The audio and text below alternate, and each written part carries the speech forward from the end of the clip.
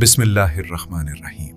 तमाम तारीफ़ें अल्लाह के लिए हैं और दुरूद व सलाम हो हमारे प्यारे नबी हज़रत मोहम्मद सल्लल्लाहु अलैहि वसल्लम पर। रमज़ान के पहले 10 दिनों को रहमत के दिन करार दिया गया है। इस ऐलान में एक गहरी इंसानी हिकमत पोशीदा है। रमज़ान जैसे ही अपने दरवाजे खोलता है तो सबसे पहले हमें रहमत के कमरे में दाखिल कर देता है।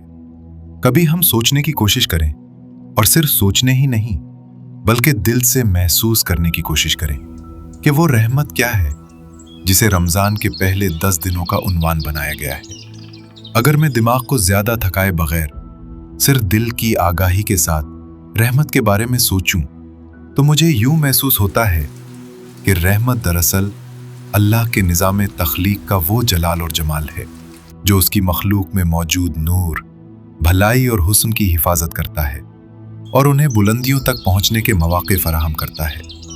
दूसरी बात यह है कि रहमत हमें यह खुशखबरी देती है कि हमारी तमाम कमजोरियां किसी बैरूनी ताकत का नतीजा नहीं है। इसी तरह हमारी तमाम खूबियां और सलाहियतें भी किसी और से मांगकर हासिल की हुई नहीं है। इस दुनिया में हमने किसी ऐसे हाथ को हरकत नहीं दी जो तुम्हें जबरदस्ती किसी दलदल में धकेल दे। इसी तरह अगर तुम हवा को जहरीले धुएं में बदल दो तो ये फैसला भी तुम्हारा अपना होगा। अल्लाह ने अपने निज़ाम तख्लीक में धुआं और जहर असल के तौर पर नहीं रखा। अल्लाह ने तो कायनात में हवा की नरमी, ताजगी और जिंदगी बख्श कुव्वत को उसूल के तौर पर कायम किया है। इंसान को उसके आमाल में आज़ादी देकर और उसे तख्लीक के निज़ाम से बराह रास्त वाबस्ता रखकर अल्लाह हमें हमारी असल ताकत के इस्तेमाल की तरफ मुतवज्जे करता है। वो हमें ये यकीन भी दिलाता है कि तुम सिर्फ मेरी तरफ रुख करो। तुम जिस रास्ते पर भी चलो, इस रास्ते की आखिरी मंजिल में ही होगा।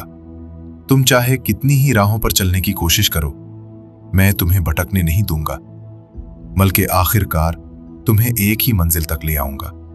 अगर रमज़ान के रोज़े की इबादत हमें चंद बुनियादी एहसासात तक नहीं पहुंचाती, इसका मतलब ये है कि हमने उन दिनों के उन्वान रहमत के साथ कोई हकीकी ताल्लुक कायम नहीं किया।